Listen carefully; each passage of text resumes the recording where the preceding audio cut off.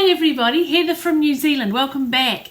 If you are working full-time or maybe even working part-time and you're finding that your weekends are being taken up doing housework that you really don't want to be doing, you'd much rather be having free time with your family and friends and having some good relaxation time rather than cleaning, then this is the video made just for you, because it is possible to organize and clean your house during the week to have free time at the weekends. You do, however, need a plan, a schedule, and some good old-fashioned tips. So if that sounds interesting and you'd like to take some notes and take some of these hints on board, I think you'll find that your weekends are much freer.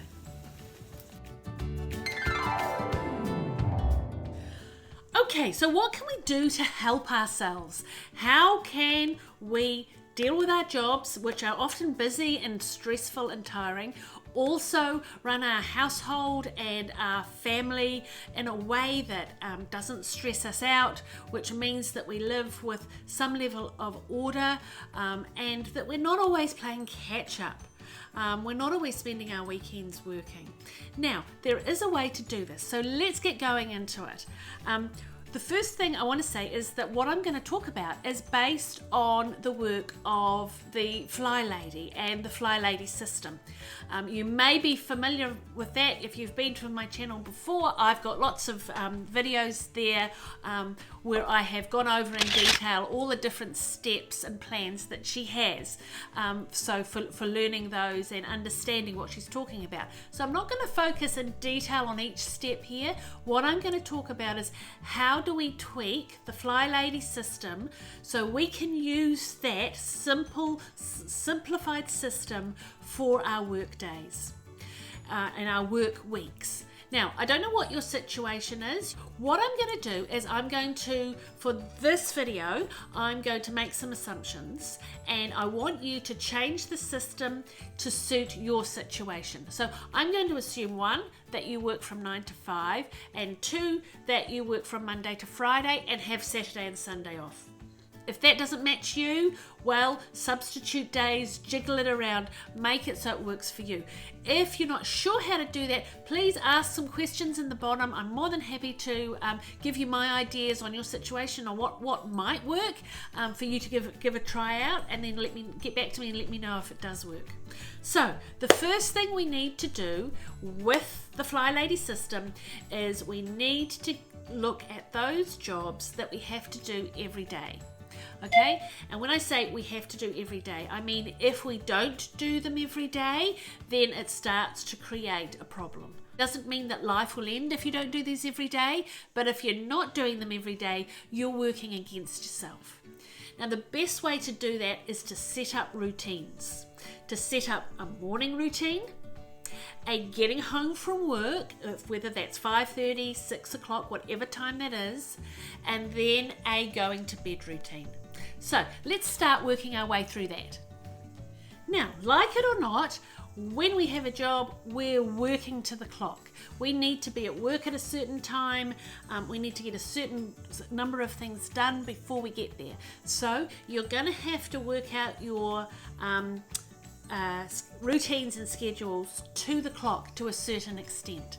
So let's start. First of all, a lot of these things, it may sound like it's a bit of a long list, but these are things that you're doing anyway, but we're not going to work harder, we're going to work smarter, so we can have more time and less stress. Now, the first thing that we need to look at is a wake-up time.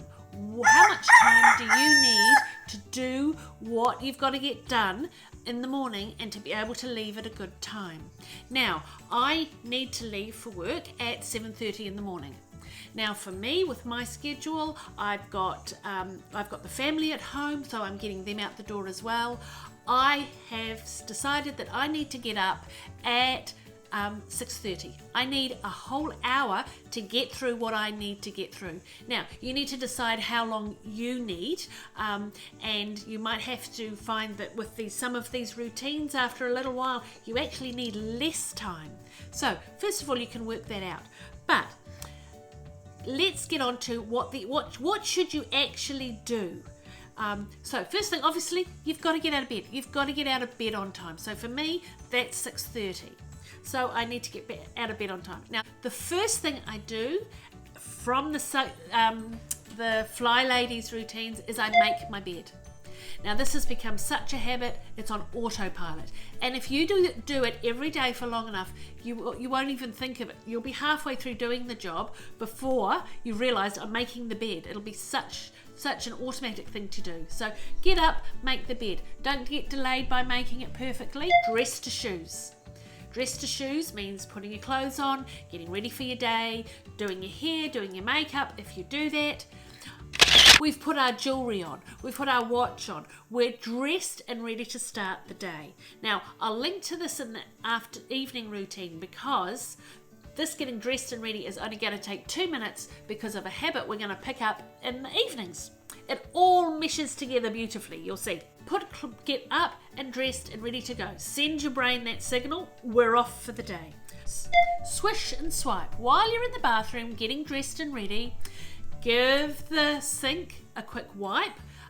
If you've got a spray bottle of cleaner and a cloth, do that. Wipe down the toilet, give the toilet a swish. It takes about a minute to do that. If you want more details, I'll put links to these habits that the Flylady talks about to put into your routine, and I'll pop something up in the top there so you can see what the thumbnail looks like, and just zoom down in the description below if you want to click on those or maybe go visit them later. So we're up, we're dressed to shoes, we're ready to face our day, we've swish and swiped. So we're going to come through to the kitchen, and the first thing we're going to do is we're going to make sure that that dishwasher is empty for the day. Nothing worse than having a dishwasher full of clean dishes and a bench full of dirty dishes that everybody could have just put in the dishwasher. So again, we're looking at not making more work for ourselves. It's a bit annoying emptying the dishwasher in the morning. It's one of those jobs I don't like doing, but you don't have to like to do a job. If it needs to be done, just do it. Put your big girl pants on, just do it. Empty the dishwasher. If there's a kid that you think I could give that kid, that could be one of their chores, we'll give it to them. But make sure that that dishwasher is empty so breakfast and all the rest of the day's dishes can just all go in there. Make life easy. The next thing we're going to do is we're going to put a laundry load in. Now, laundry for me lasts all through my routine, step by step by step. So what I do first thing in the morning is I will have a load of laundry in from my evening routine waiting for me. I will take that load out, that wet load out, put it in a basket, and I will put another load in the machine. Now, that will be during the day, that load will be getting washed, okay? The load that I've put in the basket, I will hang out where I need to dry it. Now, everybody has different routines. I have different laundry routines depending on whether it's summer or winter. At the moment, we've got lots of sunshine in New Zealand, so I will hang that laundry out on the line and it will dry in the lovely fresh air, and when I come back from work, it'll be ready for me to put away. In the winter, I will put some of those clothes in the dryer, or I'll put some on the clothes horse in the spare bedroom where it's lovely and sunny, and they'll be drying. So put your load in the washing machine that's getting washed during the day. Put your wet load out wherever it is that you're going to put it so it's drying during the day. So those two things are happening to laundry while you're at work. So now we're ready for breakfast. Make sure you have a nice healthy breakfast. You may have had the table set before. Again, we'll refer to the evening routine with that. Get in, have your breakfast, have your cup of tea or your coffee or your muesli or your toast or your eggs or whatever it is that you have for breakfast. Feed the kids, feed the family, dishes, whoop, whoop, in that empty dishwasher. You need to pick up your bags that you have already and set for the day, and in that car with plenty of time to spare. Now, make sure when you're working out all the times you need to do things that you've allowed enough time for travel. I find I have to drive half an hour to get to work. Now that's half an hour if I'm going at the speed limit and there are no complications on the way. We live out in the country, so I might get stuck behind a tractor, or there might be some roadworks on the way, or the traffic might be a bit heavy when I get closer to the town. So what I do, rather than make myself stressful, is I allow another 15 minutes. Sounds like quite a big amount of time, but I allow another 15 minutes so I can get in that car and be relaxed.